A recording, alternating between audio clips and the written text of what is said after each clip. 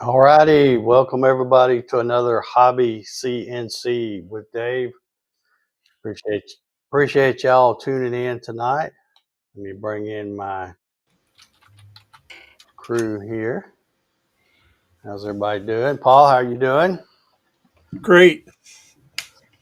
Anything to tell us about? Well, my or our buddy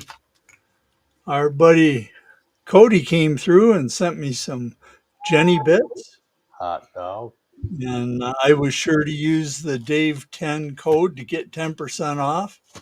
All right. And I would have had them a lot faster if it hadn't been for the post office. They're the I tell you what, I don't know what to think about the post office. I have what they call informed delivery, and what that is, you sign up for it, Yep, I've and got it. okay, in my case, every morning about 7:30, I get an email and it shows pictures of what I've got coming that day because they run it through, the little thing takes pictures of it. Last month, there was a credit card statement, the one I use for Amazon. So you know it's important. And it said it was coming that day. Well, it didn't come that day, didn't come the next day, and ended up just never coming. So somebody got my credit card statement, which I'm not too crazy about. And then yesterday, they said I was getting another. It was something from my bank, a bank statement, and I didn't get it yesterday. Didn't get it today. So I fully expect that it's in la la land too. So I don't know what it is. Now the junk mail, it always shows up. You know, the folks wanting to buy your house, pay cash for your house, and Oh yeah. reverse mortgages and all that kind of crap. I get that all the time. But anyway, I just don't. I guess I'm going to have to go ahead and just make all my stuff where it's all totally paperless, and not even get them to send a bill because you just don't get it. Well, you can also just go paperless and then have automatic payment. And then the money comes in, the money goes out, the money comes in, the money goes out. If anything ever happens to you, they won't know for 2 years. Yeah, yeah, yeah. That's true. Well, I do have some things set up that way, but not everything. Um, all right, Mr. Ryan, what's up with you, buddy? You feeling Well, older these days? I wasn't feeling too bad until I started getting AARP letters in the mail. Yeah, they didn't wait not even a day or two, did No, they? I think they had that shit on like it was ready to go in the post office same day. Yeah, yeah, yeah. But That's the way it works, and yeah, I can tell you, it doesn't stop no, because I'm way older than 50, and I still get that, and there's AARP, and then there's the other one that's I can't think of what the name of it is, but it's like the conservative version of the AARP, and I get both of those all the time. But yeah. I mean, it's. I have a feeling it's going to be as bad as like the DOT people because it's like when you have to get a DOT number, it's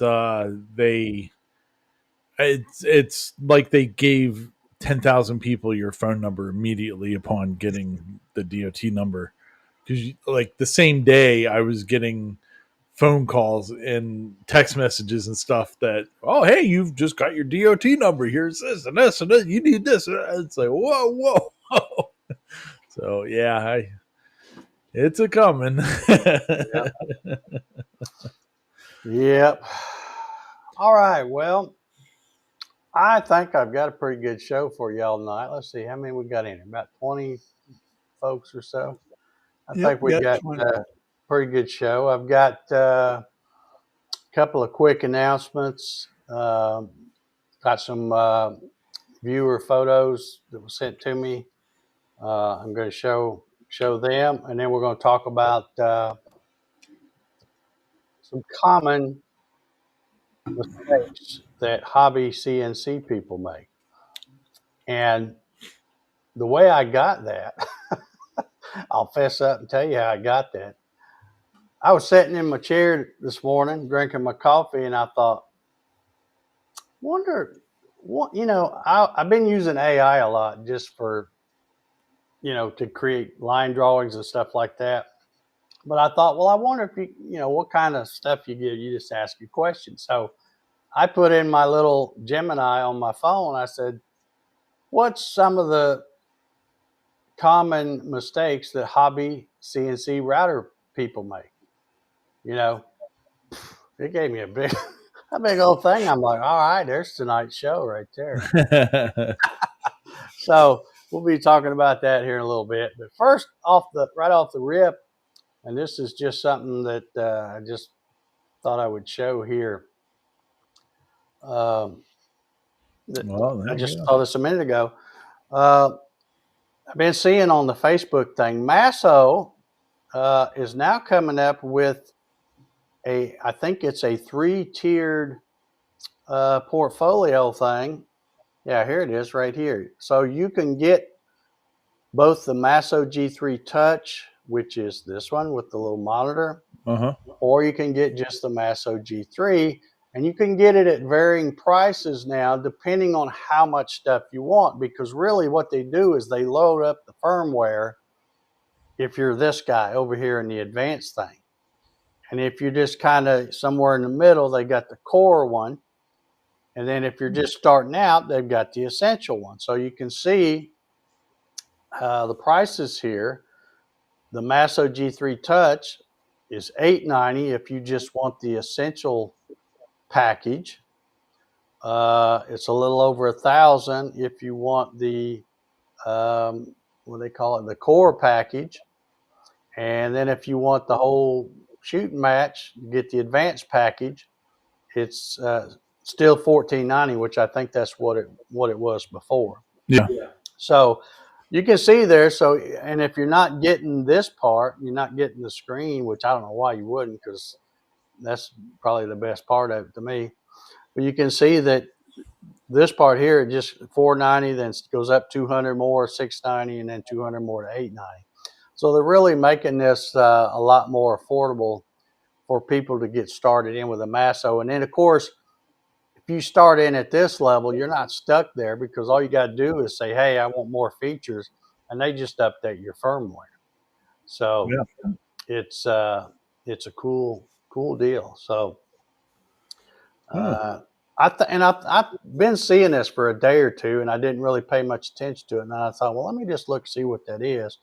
And then when I saw what it is, I thought, well, let me mention that on the show tonight then. So pretty cool stuff here for the Masso. I've heard. Did I see that they're also coming out with another Masso thing, or was that the thing that they were coming out with? That, I think it was probably this.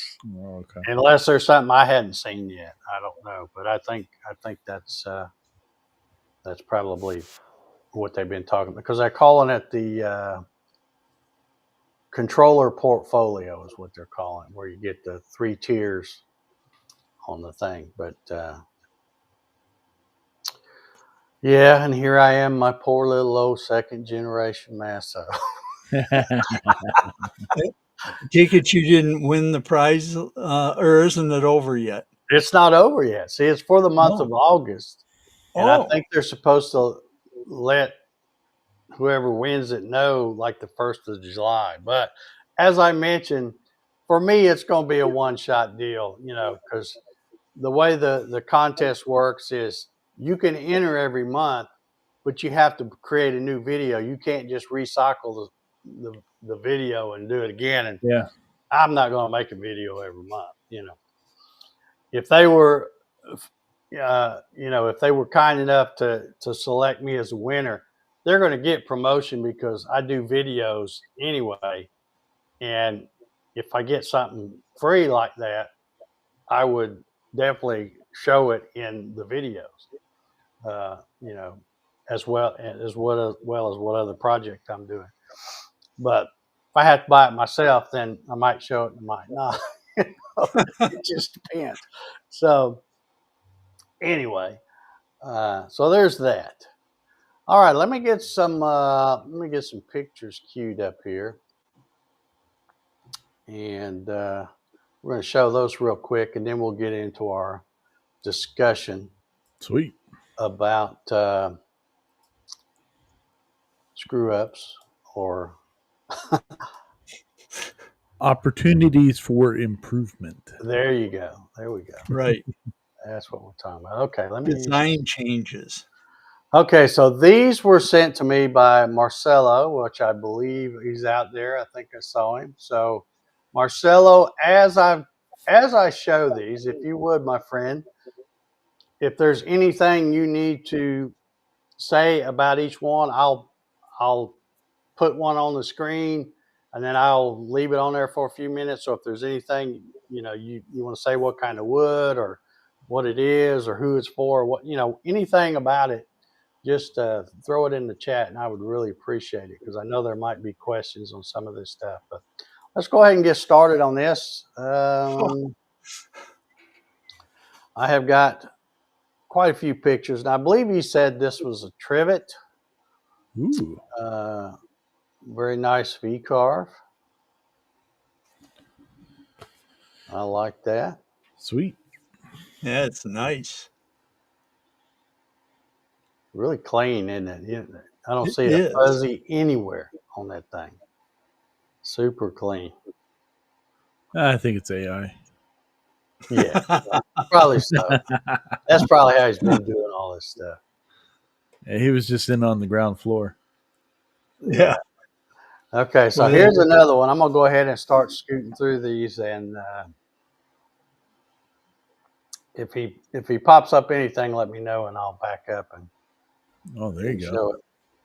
But here's another nice one. Again, a really clean V-carve. Oh, wow. Look at that one. That's pretty sweet right there, isn't it? Yeah. I really like that one. Marcelo says yes, made in made Walmart in Walmart. or Walnut. It's made Made in in Walmart. Walmart. Oh, it's been a long day. Yeah, okay. Here's another nice one. Well, Those are pretty cool. Now, how big are these? Yeah, that's what I was just going to ask. Are these? Because it looks like they're sitting on a kitchen counter or something. But is it like coffee cup size or big pot size or what? And are the ones I'm showing, are they all pretty much the same size?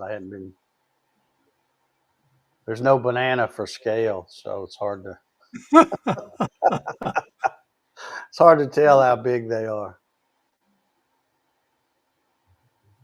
Those are nice though.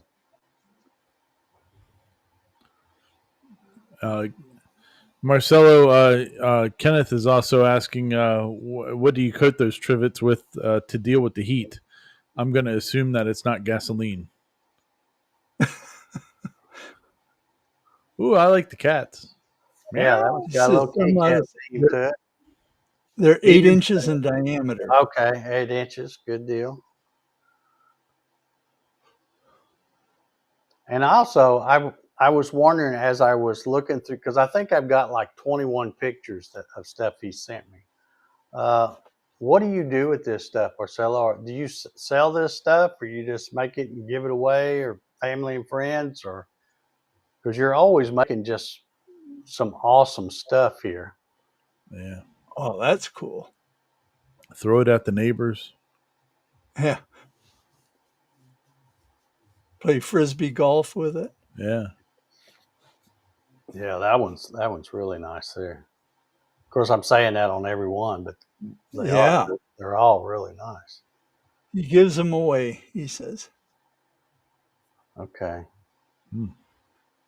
Wow. Marcelo, if you didn't hear or see the comment, what do you coat those with so that you can deal with the heat and kind of protect them?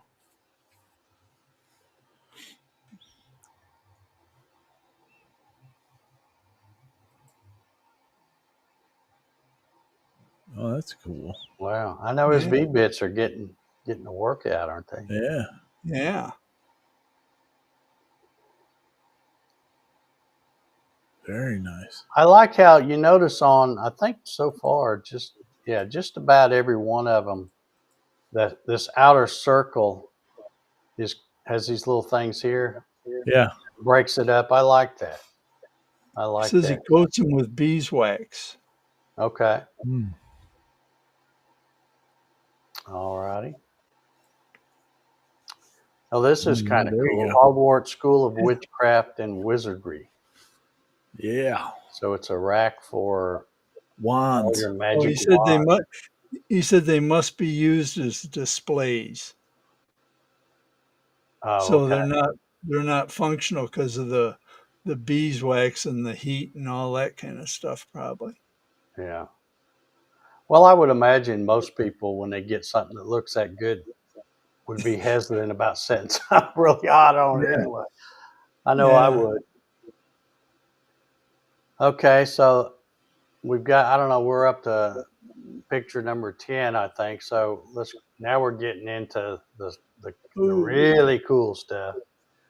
Yeah. This is the inlay, and you can see he's got this on some kind of a cutting board stand, looks like. Yeah. Pretty sweet.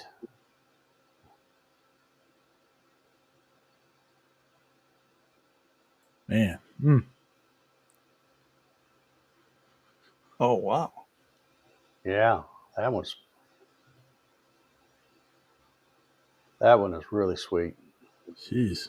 It said he made the rack and the wands. Oh, okay. Oh, That is some pretty stuff right there. Man, you can almost see that dude's boogers. Almost. Almost. See, I like to zoom in on them and see. That is just awesome work. Yeah. Man. Do you have a hardwood supplier near you, Marcelo, or do you order the woods that you use, or Or do you mill them down and chew them? you mill them down? Yeah, those are wild. Chew them up, spit them out.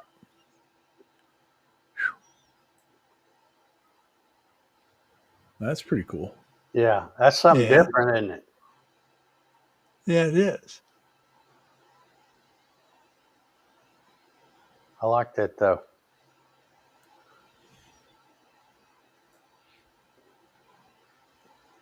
There's a cool one. Now, is there a name for these fancy things in the corner, or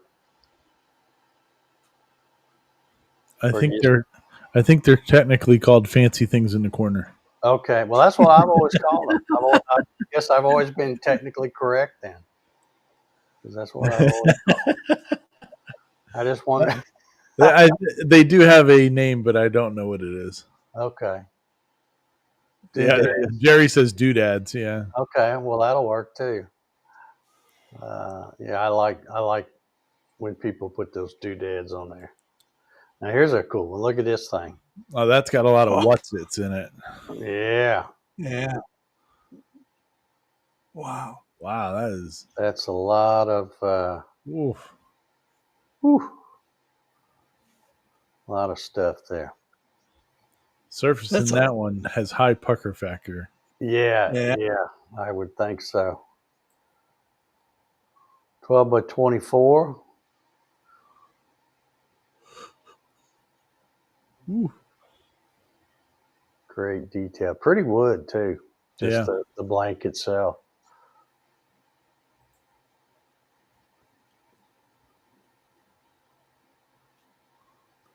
Butterflies are cool to do, I guess. I'm gonna have to hunt me up or get on AI and say, hey, make me a line drawing of a butterfly. Oh yeah, I remember that one. I remember that. Look at Yeah. that. Holy cow. Awesome stuff, Marcelo. I think he said in that one he had 7 different wood species. Yeah, probably. Yep, I would say there's that many. Just awesome stuff, though. I can only hope to get half that good. All right. Well, Great job, Marcelo. yeah, awesome stuff. And that's the kind of stuff when I see that, I get inspired to try to keep getting better at doing the ones I'm working on. So, He said he tried selling his work, but it didn't sell. Wow, that's hard to believe. I just didn't get the right people yet. Yeah, that's probably it. yeah, setting up a stand in front of Walmart is probably not going to work. That's some good stuff, though. All right, let me switch things here. This is where I want to go. This is what we're going to talk about tonight. Like I said, I put into AI this morning on my phone. I said, "Hey, what are some common mistakes made by hobby CNC people?" And I guess technically, you don't have to be a hobbyist to make these mistakes. You could be a seasoned professional and still make them.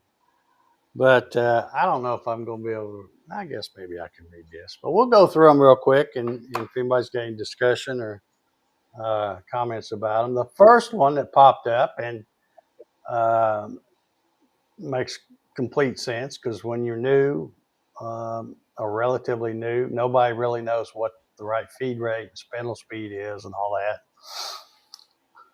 that. Says this is arguably the most critical and common mistake: the relationship between the how fast the bit spins, spindle speed in RPM, and how fast it moves through the material, feed rate in inches or millimeters per minute, is crucial.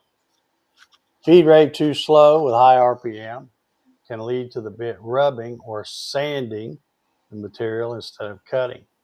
This generates excessive heat, which can burn the workpiece, especially wood, and quickly dull or break the cutting bit. I think we can all agree with that. Mm-hmm. Feed rate too fast. What happens if the feed rate's too fast? Well, let me tell you. Snap that bit. The machine may not be rigid enough, or the bit may not be strong enough to handle the stress.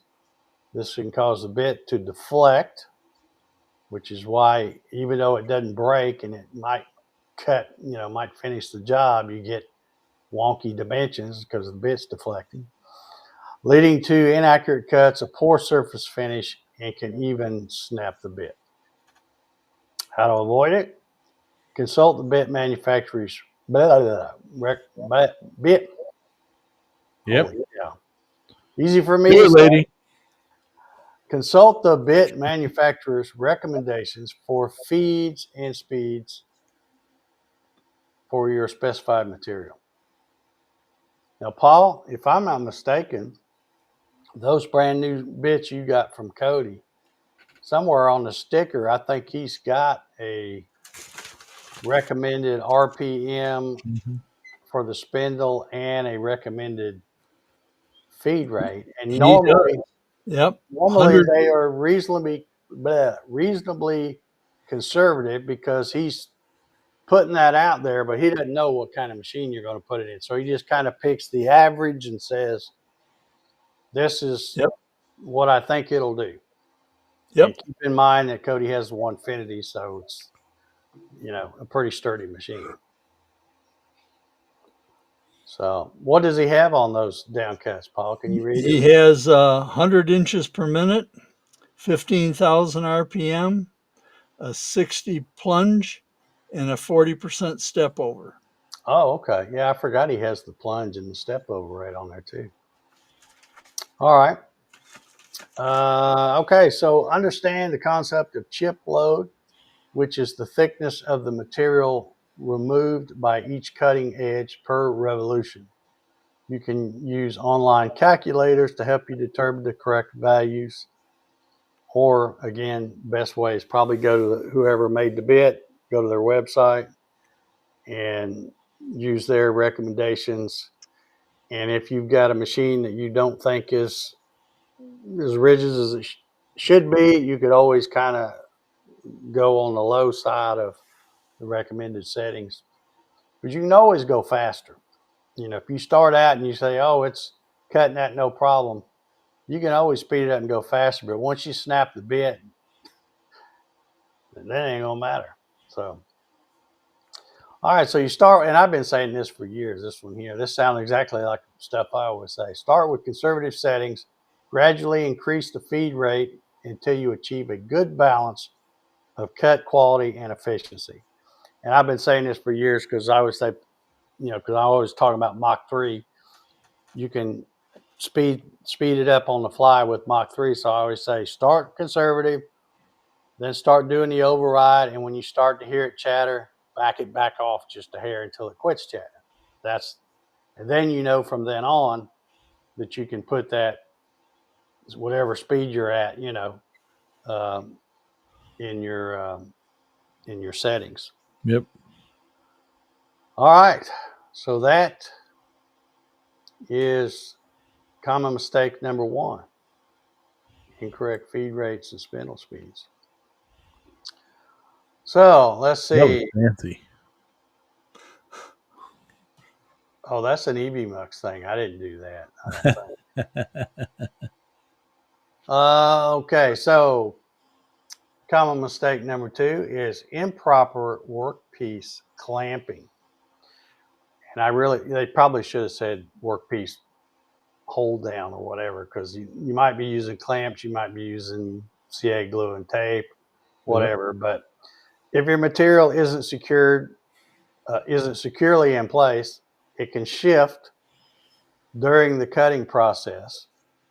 And we all know what that means, because if you've just got it clamped and you don't have it up against a referenced L bracket or some kind of a stop and it shifts, you're screwed. Yep. You'll never get it back. You can try, but close don't even work on those deals. So, all right, this will ruin the project and cause the bit to break, most likely, or even damage the machine, which, yeah, it could, I guess. Usually it just snaps the bit. And that's the end of it. How to avoid it? Use a combination of methods like clamps, double-sided tape. Some people like double-sided tape. I've used it, but I won't use it anymore. If I'm going to stick it down like that, I'll just use the CA glue and stuff. And screws. I've used screws too, rarely, but I don't really like to put screws in my wasteboard because then it kind of puckers the MDF and you got to sand it back off or whatever. So, but whatever floats your boat. Make sure your clamps are positioned away from the cutting path in your G code. And this comes back to just about all the software now. Vectric, Carco, I'm sure all of them have a simulation where you can run. And even though, even in Vectric, if you could measure what kind of clamp you're using, like them old wooden clamps I use, I think they're about, I don't know, 1.1 inch wide or maybe 1.25 inches. I don't even know. But, you could draw in a little block and go, okay, well, here's where I'm going to put. You could draw them in your simulation if you wanted to. And then you can tell if you got room to hit it. But usually I can tell where I am. And that's also why I use wooden clamps, because a lot of times I try to cut it real close. Sometimes I make it, sometimes I don't. But it just skims a little off the front of the clamp and goes right on. So as long as it doesn't cut the clamp so hard that it's no longer holding, you don't want that. But there's very few of my wooden clamps that I have over there that don't have some kind of character built into them with various bits. So, all right, so that's common mistake number 2. Let's go to common mistake number 3.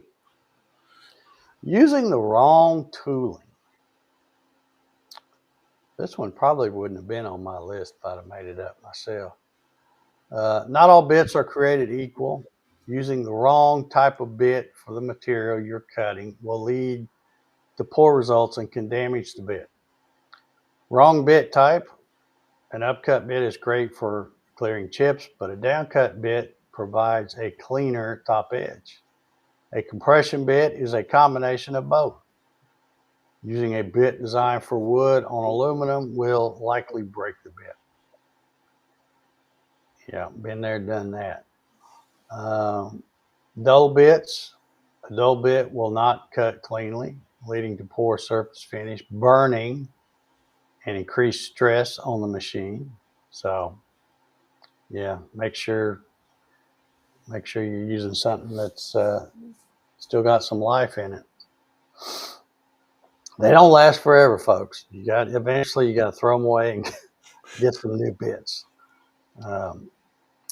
Match your bit to the material and the job. For example, use a solid carbide or coated bit for cutting metals.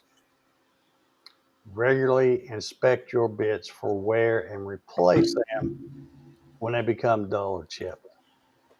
And you can clean them, with they make some kind of stuff. I don't remember what it's called off the top of my head. I got a little spray bottle of it somewhere. But they make stuff.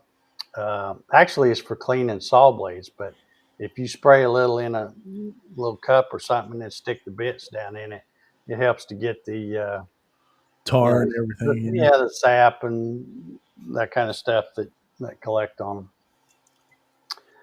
All right, so that is common mistake number 3. Here's one where I'm terrible. If it ain't broke, don't fix it. Common mistake number 4: poor machine maintenance. Ignoring routine maintenance. That's a total funny. That's a routine maintenance. Yeah, there ain't no routine around here. Ignoring routine maintenance is a surefire way to shorten the life of your CNC router. Routinely omitted. Yeah. When it starts squeaking, then you know that put some grease on it or something. Accumulated dust and debris, chips and dust can clog filters, cause overheating and gum up moving parts, leading to loss of precision. Lack of lubrication. Moving parts that aren't properly lubricated will wear down faster. And really, knowing about the lubrication is kind of like, I always say when you're running your machine, you don't have to be watching it, but you need to be listening to it because you can hear the differences in the router or the spindle or whatever it's cutting. And the same thing, if you're just moving your machine around, if it needs lubrication, it's going to sound different than it did, a few weeks ago when you were running. It's nice and smooth.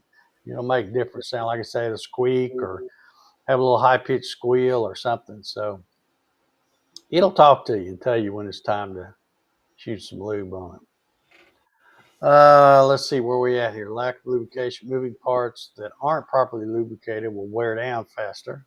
Yep. How to avoid it? Clean your machine after every use. Okay. Don't need to clean it if you got it stacked full of stuff. I don't. Right. Like I said, I'm not real good at maintenance on stuff. Regularly lubricate moving parts like lead screws and linear rails. Here's one for sure I don't do is keep a maintenance log to track when tasks were last performed.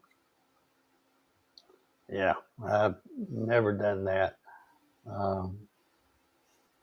So I plead guilty on that one. So, all right. So poor machine maintenance. That's common mistake number 4. And that, like I said, it's probably not just for hobbyists, but for everybody on that one. All right. Common mistake number 5: programming and software errors. Even with a perfect setup, a mistake in the G code or CAM software can lead to a ruined project. For example, a decimal point in the wrong place. Don't ask me how I know that. Incorrect zero ring. Yeah, setting your zero. If your machine's origin, X, Y, and Z axis is not set correctly, the machine will cut in the wrong place, resulting in an off-center or misplaced design. Software misconfiguration, incorrectly configured post-processors or tool library settings can cause the machine to behave erratically. Rushing the process, skipping steps like toolpath simulation can result in a crash or cut that doesn't look as expected. Now, I don't know. That's one thing I do all the time. I mean, and I'll watch, because VCarve, if you got a halfway fast computer, you can run the simulation really quick. And most of the time I have to slow it down with the little slider to make sure I'm seeing everything good. But I usually check that a lot and several times to make sure it's doing what I want it to do. Let's see where we at here. Yeah, how to avoid it. Always double check your machine's 0 point before starting a cut.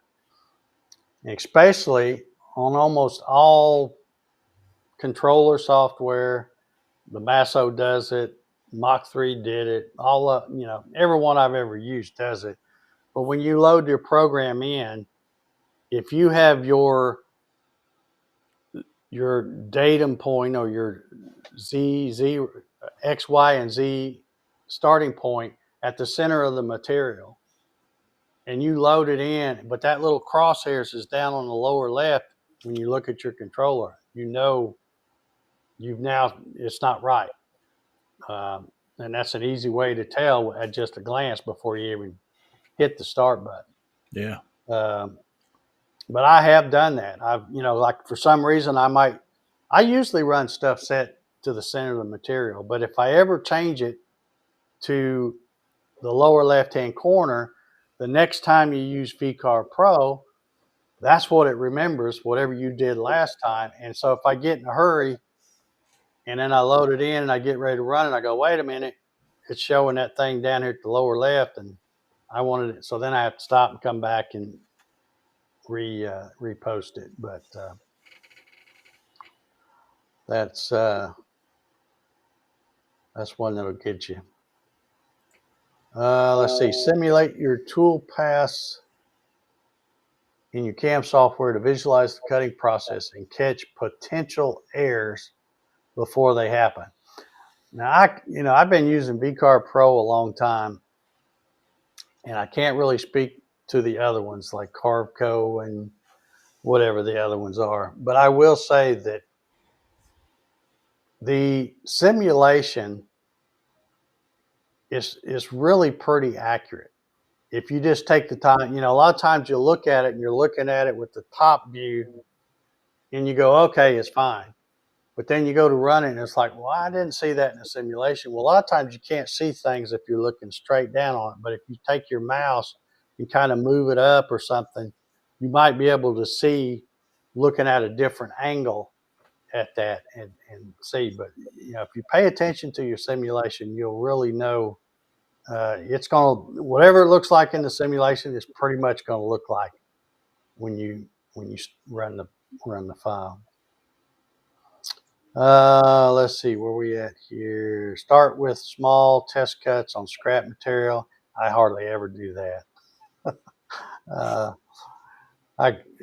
No guts, no glory. I usually go ahead and hit start and go with it.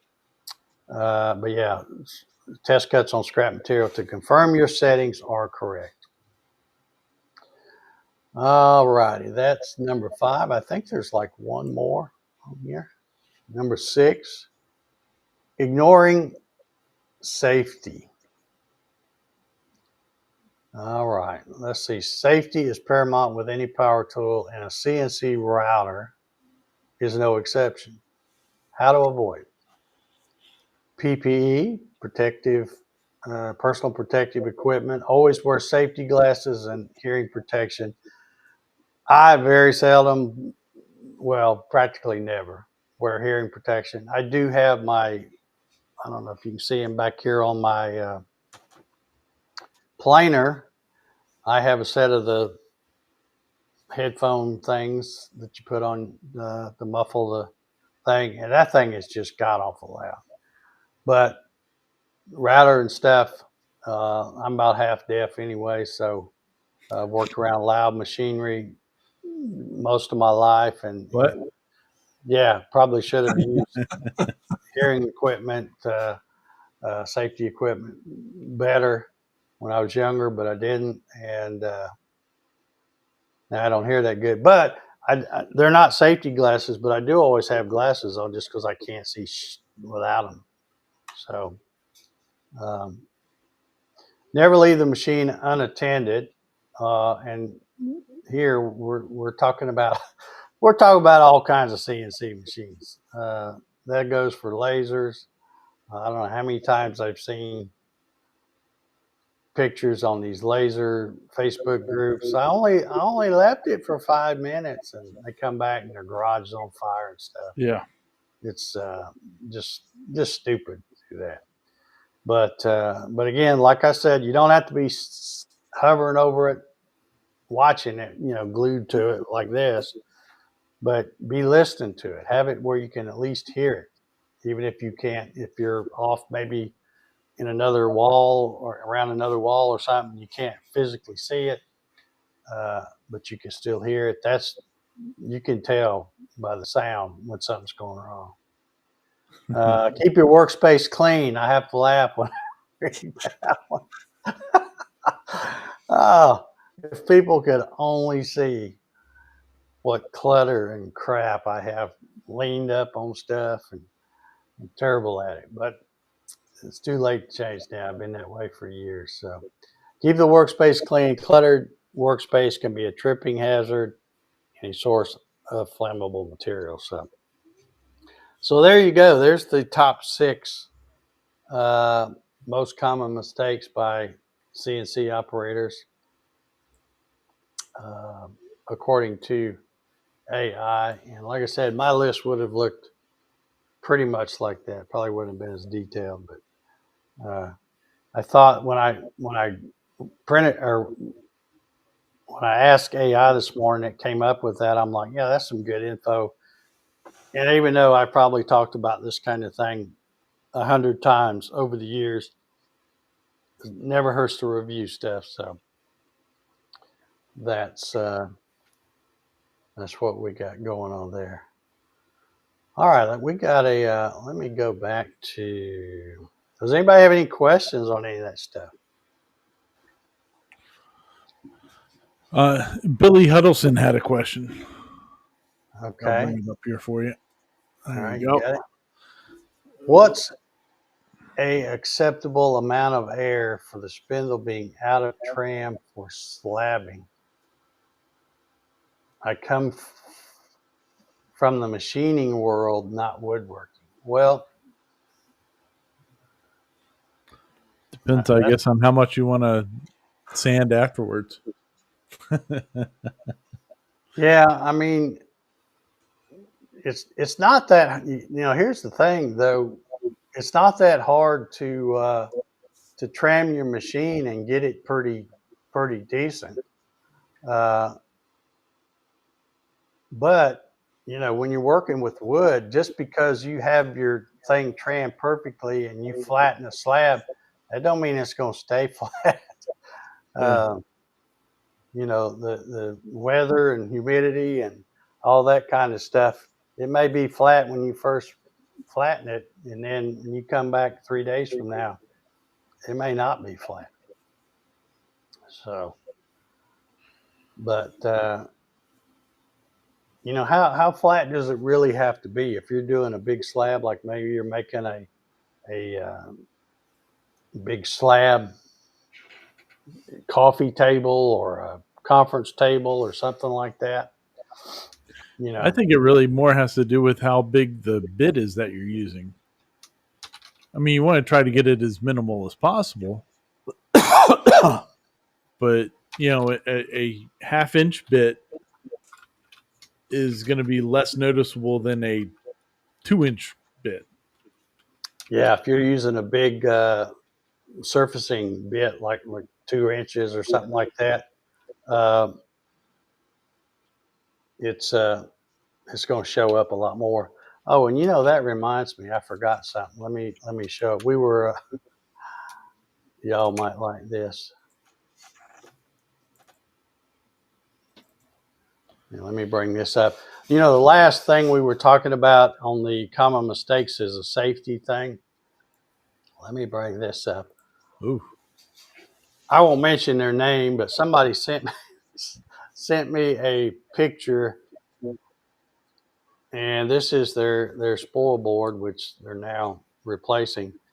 But he says, yeah, you can use these pictures when you're talking about safety on tonight's show, because he had a 2-inch surfacing bit in his thing, but I guess he failed to clean his collet and didn't get it tight enough, and it slipped out.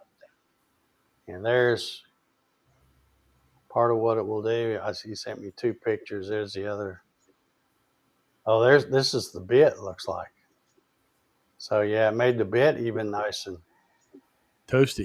toasty. But yeah, I mean, it went through T-track, and it was putting a healthy little divot in there. So not good. Not good. Yikes. So Yeah, yeah, and that of course goes back to let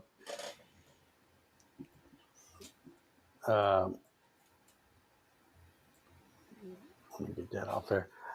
You know, if you're not going to watch your machine, at least be where you can hear it, so you can. Yeah, Billy's saying he's got about 5,000 on a 2.5-inch bit. That's, in my opinion, it's pretty good. Yeah, well, I guess if you're using it, what was this thing you said before? Something about using it for slabs. So you do want to use a bigger bit, just because it'll take forever if you're using something smaller. But 5,000, I don't know. That don't sound like much to me, but Isn't it if you can catch your fingernail on it, yeah, that's when you start being concerned? yeah. That's kind of a rule of thumb, I think. But Sweet. Kenneth out there wondered too, what is a go-to lubricant for rails and lead screws? I told him on my Onefinity, they recommend just 3-in-1 oil or something similar. Of course, you don't want to slop it on. You just want to use a little bit. yeah. I use the Tears of My Enemies.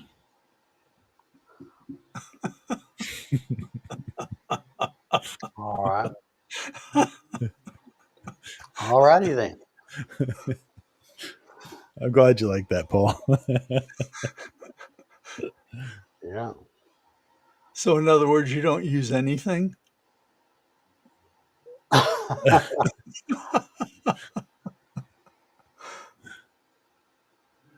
No, there's plenty out there. Clyde says he's got his within 1 thou in a 5-inch circle. So That's pretty flat. now I think where did I see it? Yeah, Billy's talking about. He says he has a 5x10 Avid CNC with a 12-inch Z. Billy, have you used the method to check tram that Avid CNC recommends?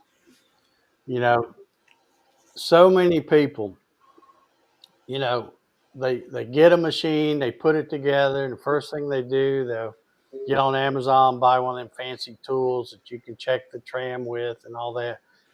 But when you first assembling a machine, I've always told people, they go, well, how do I check the tram? And there's a million different videos, a million different ways to check or to tram a machine. But I always say, first check to see if you need to tram it. You may not need to. It may be close enough for what you're doing right off the bat if you've assembled it right. So, but Avid CNC, and it's probably a pretty old video, but they have a video where I think they're using a 1/2 inch bit if I remember, but they cut a square going one way, set up the raster pattern, or maybe it's the opposite. No, raster pattern, I think. And it cuts it one way, and then they move it over and they cut the other one, only they go the other way.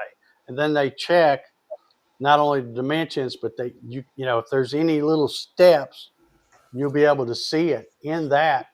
And if there isn't any, you don't have to tram. You're already good. So, but if it sounds like you might be out just a hair. But yeah, I would go watch that video. And like I said, it's an old video because it's way back,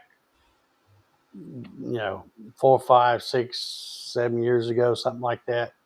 Because that's back when I had my Avid CNC.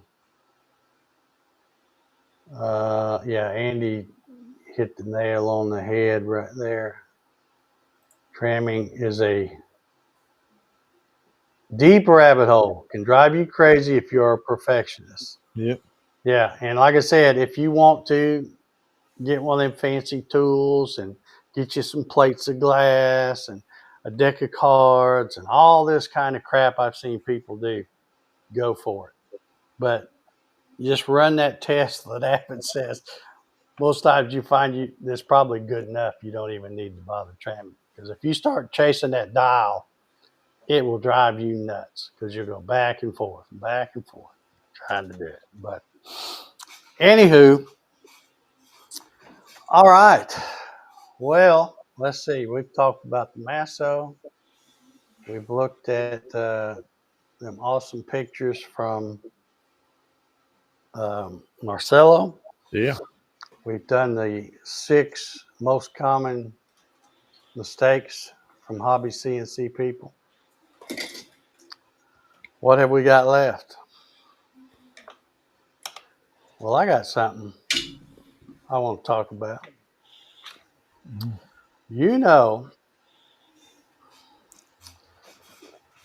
I never realized, and I've been doing CNC stuff a long time, but I never realized that CNC tiling was such an issue. But obviously, it is an issue. I mean, let's look at what all the hubbub that was coming out of the AWFS show at Vegas. How in the world are people tiling an 8-foot piece of material until recently? How are they doing it? Well, I decided after a lot of thought is that if tiling is such an issue, that I need to come up with a product that makes it easy. Oh, there you go. So, is this the big announcement?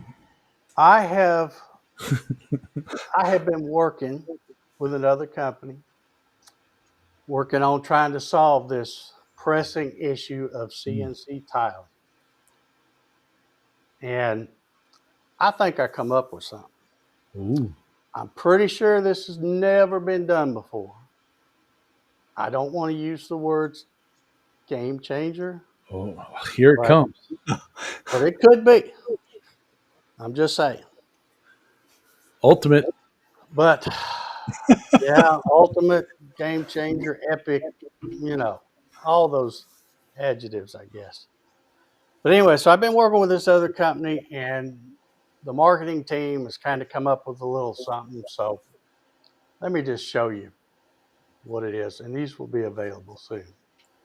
CNC tiling got you down? Well, you're in luck, because now there is a sensible solution to CNC tiling. Introducing the TileMaster XL, the latest in CNC tiling technology. Now you can purchase a two-piece set of the TileMaster XL beginning September 15th for only $499.99. Here's what the beta testers are saying about the TileMaster XL. These are so easy to set up. They are really plug and play, very space-saving, easily stored. This is definitely a game changer in the CNC tiling technology. For a limited time, order one set for $499.99 and get a second set for only $399.99. Tile your troubles away. 8 foot, 10 foot, 20 foot. There's no limit to tiling with the TileMaster XL. That is Okay, now a game changer. I don't think that's been done before. I could be wrong, but I think I'm going to start selling those things on my website. Oh yeah. I'm ahead of the game. I got 2 of those in my workshop now, but I never knew what they were for. They probably didn't come with instructions, Paul. No, they didn't. But I don't know. I just think we might have just solved the tiling problems without having to spend a whole new thing. And the good thing about my product, they'll work with any machine, not just a certain brand. They'll work with any. In fact, don't let this out, but I think they work with table saws too. Yeah, I know it. I know it. It's crazy, isn't it? You can tile with a table saw. Yeah, I think you could. Can you tile with a tile saw? I don't know. You'd have to have a long piece of tile. Yeah. All right, so that's my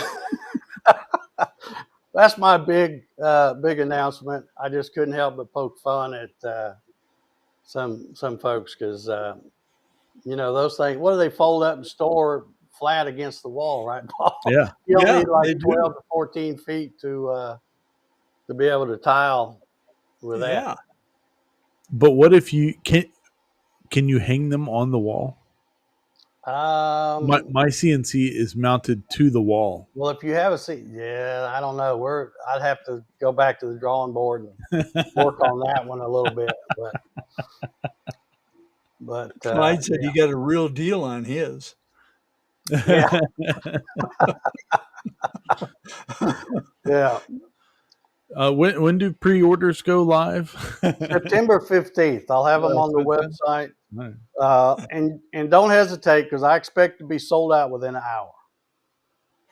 It's just like I said, game changing, ultimate, epic, all them fancy words everybody likes to say. Oh, we got a good question here. Wade wants to know if it comes with a pen to mark your spoil board position. Oh, we could throw one in for $499.99. I think we could probably throw in a big pen or something. Yeah. All right, so I don't want to hear nothing else about tiling. And here's a little side note. That company that created all the hubbub out there at that show in Vegas, if you go to that company's website and go to their search bar at the top and type in the name of what they call that tiling product, you know what you find? Nothing. There's no mention of that at all on that website. And they just had the big deal at the show 2 or 3 weeks ago.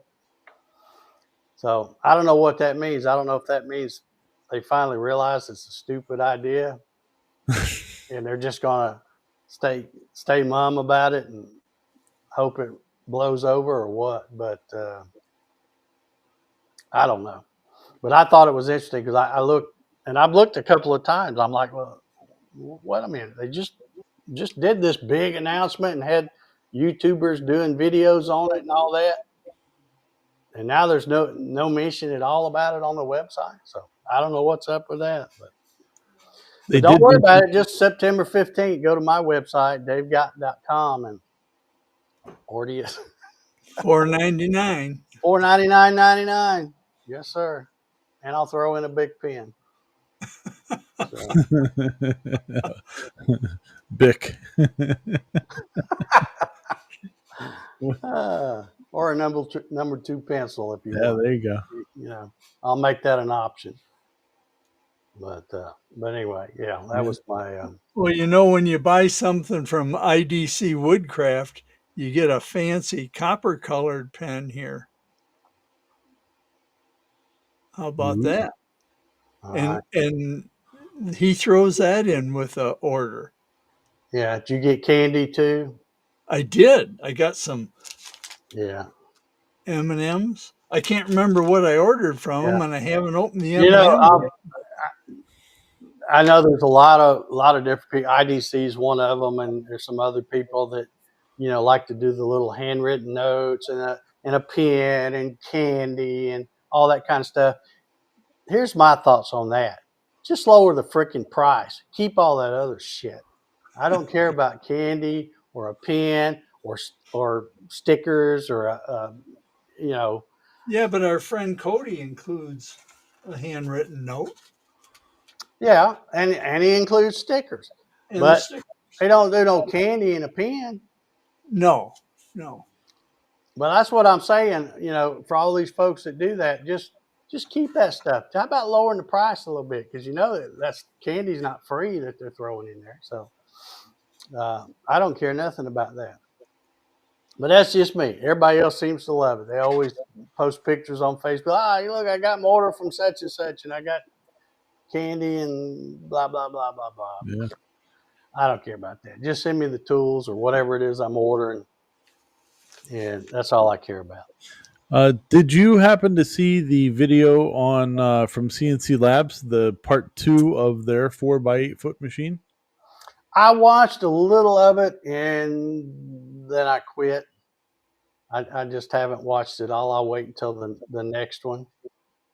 Was there anything game changing in that video?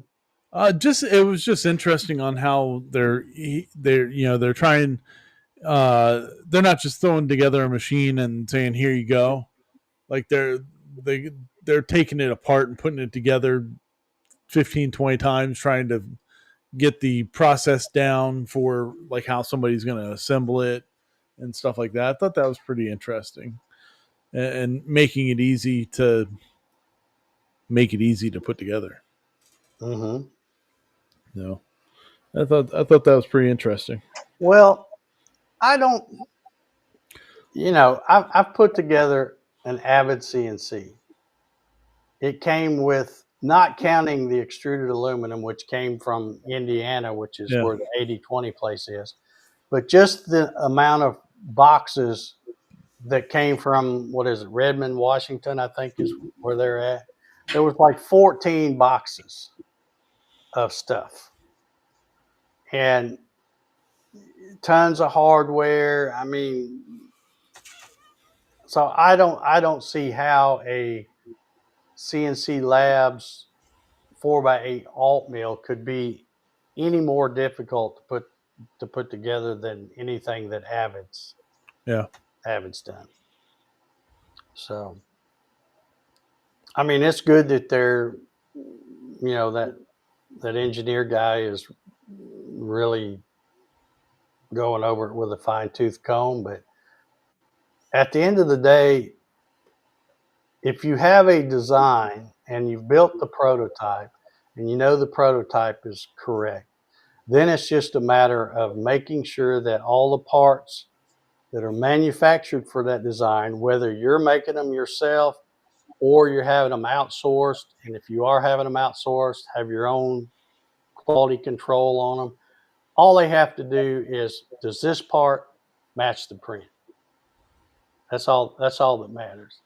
Uh, if, like I said, if you've got a proven design, it's already been put together and tested, and it all Yeah. works, and it's a finalized design, then it's just a matter of, they don't have to get parts in and put stuff together to check it to make sure it's right. You know, they don't have to do any of that. That's not that's not how most people do stuff. The ones that make money is, once you got your design, your parts come in from, if you got a machine shop making parts for you, you come in, you run your own QC on them. If they match the print, they're going to work. That's it. Yep. Kenneth, I saw that they put that video out there, and I haven't watched it yet. I've been meaning to. So Yeah, he right. It wasn't a very nice review Was of it? the 3018. Interesting.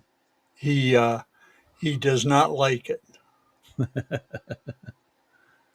course, No, when you're sitting there with a $40,000 CNC, why would you like a 3018? Yeah. yeah, but well, I didn't agree 100% with everything, because I've reviewed some of those smaller machines myself, and if that's the only money you got is a couple $100 to buy one of those, just think of it as buying a book on how to Mm-hmm. learn CNC. Use it for 10 minutes and throw it away. It doesn't matter. You still got some usefulness out of it. Yep. And yeah, I didn't agree with everything he said, because it sounded like he was saying you're wasting your time. Well, not necessarily. You're not wasting a lot of money either. So You can tile on them too. yeah, especially if you, for 49 or $499.99, you could tile way big on that thing. Yeah. Not very wide, but Very long. long. Yeah.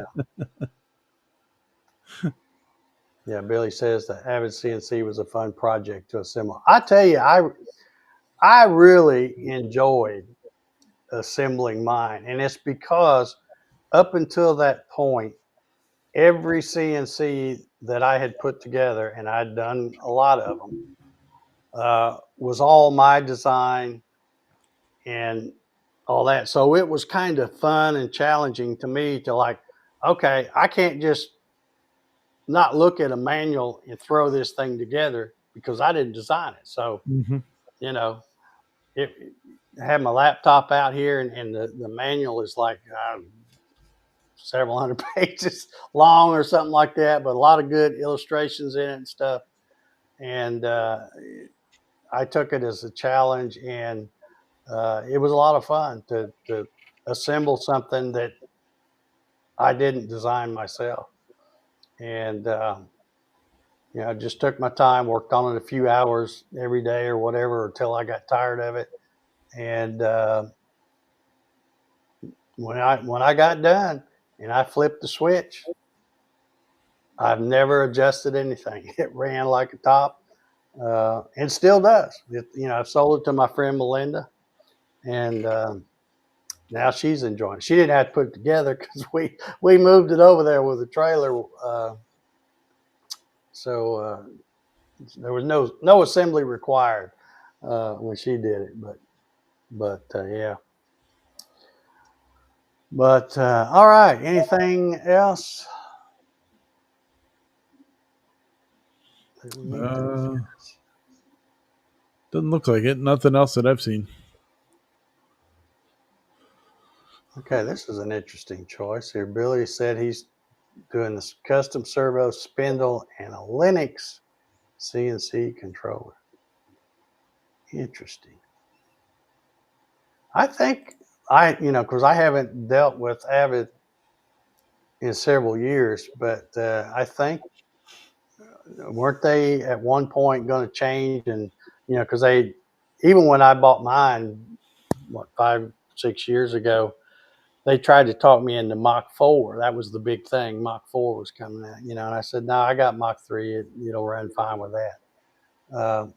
But I think now they were going to Acorn or something else, it seems like. I don't know.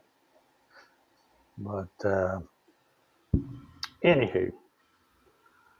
All right. Well, I guess minute 50 or hour 15, I guess we'll go ahead and get out of here. I appreciate everybody hanging around. If you haven't yet, make sure you hit the like button. Yeah, that'd be kind of nice if you do that. And this guy right here. Yeah, you can subscribe too if you want. It's free. It's running a sale on it today. And if you need some tiling stuff, $499.99 starting September 15th. Go check it out, DaveGatton.com. Get it. I'll have it on there. Expect to be sold out quick, so don't hesitate. What's the lead time on shipping? Do we know yet? I probably from Amazon. Couple days. Get Prime Day shipping. Yeah, yeah. I can order them from Amazon, have them drop shipped. So, anyway, all right. I hope y'all enjoyed that. I thought I'd just poke a little fun. I thought that was pretty cool. And you know how I did that? Can you tell how I made that? AI. I got. I had never used AI in that way, but I found a website where you just type in the text that you want it to say, and then you can select different people to say it. Like I could have had an English speaking chap do it, or I think the one I picked was a guy that was what was it called?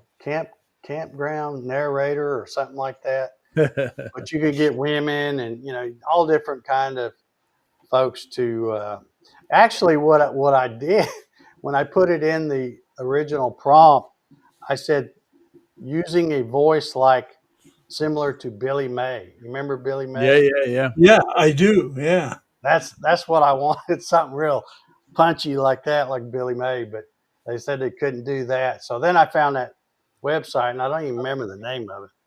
But so then I could get it to say it, and you'd hit play, and it would say it. But you had to sign up and join, for a monthly subscription and all that. And I'm like, nah, I can just hit play and have my screen capture get sound. So that's how I did it. Nice. But, I thought it worked, and all the other stuff is just Microsoft Paint. I'm not much on graphics and stuff like that, but that was a lot of fun throwing that together. I hope y'all enjoyed my little attempt at humor and poking fun at folks. Heck yeah. But all right, Paul, you got any parting words? September 15th. Be there or be square. Yeah. Do it, lady. Do it, lady. Success. Yeah. All right, Ryan, you got anything? I guess we better tune in Saturday. What are we up to? Like 110 or something? I think we're at 111. Okay, 111. Thank you for filling in last week. I appreciate that while I was away. Oh, glad to do it. It was Paul good time. reminded me, so earlier enough in the day, so I took a nap, so I would not be nodding off during the thing. 'Cause that's pretty late for me these days, but we managed. Yeah. Yeah. I got to tune in for a little bit of it. So yeah, it's pretty cool too. I don't know if you saw, but Chit showed up. Oh no, I didn't see that Chit showed up. Yeah. Chit showed up and put his little "Do It, Lady" in the chat. Nice. So it's nice of Chit to show up. Yeah. He went through an earthquake last week. Oh, he did. Yeah. His picture of Candace got broken, but he had. That's right. Well, have you seen the latest one where Peter brings that that dude in from the, I guess Yeah. it's on the board or something, and they're gonna. Yeah, that's a good one. Good old Chet, man. He's I tell you, he's taking the internet by storm. Oh yeah. Everybody's making cakes, birthday cakes now. Getting tattoos. Yeah, it's crazy. It's Yeah. crazy. I haven't told my wife that I'm waiting for her to figure it out that I'm doing it, but I am putting chit isms into our conversations without saying anything. Yeah. Yeah, Well, I'll sit there and just go, yeah, and then success. I love it. She knows if I say "do it, lady," she knows what it's from. But the other ones, I work them in, and I'm like, all right, back to it then. Yeah, that's great. She hasn't caught me yet. I'm That's sure great. once she does, it'll be she'll go, "Would you stop that?" You know? Well, I think I can't remember where I saw it, but I think I found a good image uh, that I can use for a chit cutting board Oh, inlay. nice, nice. So look for that in the near future. That would probably sell real well. Oh yeah, Yeah, heck yeah, yeah. nice. All right. Well, we'll go ahead and get out of here. Thanks everybody for hanging around, and we will see y'all next week. Go Saturday and watch Making It Up as We Go, 9 Yep, p.m. Eastern, and see what all they're talking about over there. much appreciated. We'll see you. See y'all. See ya.